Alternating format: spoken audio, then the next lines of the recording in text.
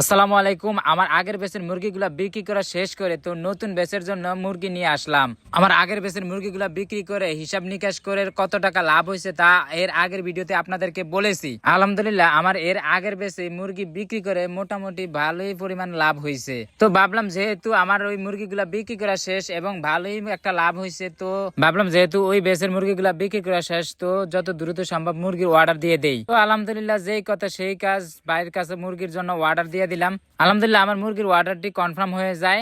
মুরগির বাচ্চার অর্ডারটি কনফার্ম করে আমার ডিলার আমাকে ফোন দিয়ে জানিয়ে দেয় যে তোমার মুরগির বাচ্চা আগামী কালকের বাচ্চার দর জানিয়ে দেয় এবং সেই সাথে ওইটাও জানিয়ে দেয় যে আমি মুরগির বাচ্চাগুলো কখন কোন সময়ে পাবো। তো তারপর দিনের মুরগির বাচ্চা আনার জন্য যে সময়ের কথা বলা হয়েছিল আমি সেই সময় চলে গেলাম মুরগির বাচ্চার জন্য। এবং তাছাড়াও ভাই আমার কাছে মুরগির বাচ্চা আসার সাথে সাথে ফোন দিয়ে জানিয়ে দিল। তো আমি সময় মতো চলে গেলাম খুব দ্রুত।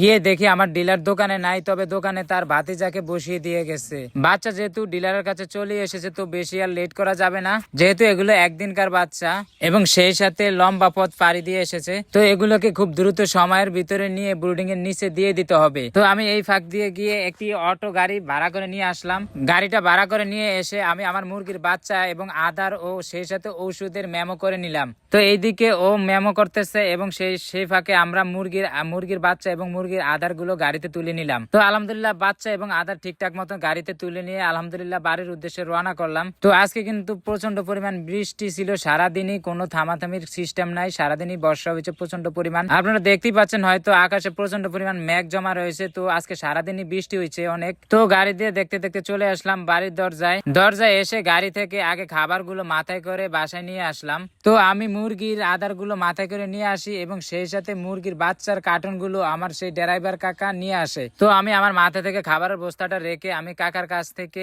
মুরগির বাচ্চার কার্টুন গুলো নিয়ে নিলাম।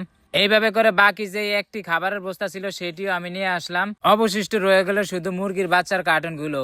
যদিও সেই মুরগির বাচ্চার কার্টুন গুলো আমার সেই ড্রাইভার কাকা এক এক করে নিয়ে আসে, যেহেতু বাইরে গুড়ি গুড়ি অনেক বৃষ্টি পড়তে আছে সেই জন্য মুরগির বাচ্চাগুলো তিনি নিয়ে আসলেন তাড়াতাড়ি করে। এতে করে আমার অনেক উপকার হয়েছে, যেহেতু তিনি মুরগির বাচ্চার কার্টুন গুলো নিয়ে আসলেন। উনি আমার মুরগির বাচ্চার কার্টুন গুলো নিয়ে আসার কারণে আমার সময়টা একটু কম লাগছে, এতে করে আমার সেই জায়গায় অনেক সময় যাইতো। তো আমি খুব দ্রুত মুরগির বাচ্চার কার্টুন গুলো খুলে একটি একটি করে কার্টুনের থেকে মুরগির বাচ্চাগুলো আমি ব্রুডিং এর ভিতরে ঢেলে দিতেছি। তো আপনারা দেখতেই পাচ্ছেন যে মাশাআল্লাহ আলহামদুলিল্লাহ মুরগির বাচ্চাগুলো কত সুন্দর। এগুলো হলো একদিনকার বাচ্চা। তো আপনারা দেখতেই পাচ্ছেন যে মাশাআল্লাহ মুরগির বাচ্চাগুলো এত দূর থেকে আসার পরও কতটা চঞ্চল রয়েছে। তো এইভাবে করে আমি প্রত্যেকটি কার্টুনের রশি খুলে মুরগির বাচ্চাগুলো এক এক করে সম্পূর্ণ কার্টুন গুলো ঢেলে দিলাম ব্রুডিং এর ভিতরে। অবশিষ্ট রইলো আর একটি মুরগির বাচ্চার কার্টুন, সেটিও ঢেলে দিলাম। মাশাআল্লাহ আপনারা দেখতেই পাচ্ছেন মুরগির বাচ্চাগুলো কতটা চঞ্চল দৌড়াদৌড়ি করতে আছে, খুবই ভালো লাগলো। এত দূর থেকে আসার পরও মুরগির বাচ্চাগুলো কতটা চঞ্চল এবং প্রফুল্ল রয়েছে।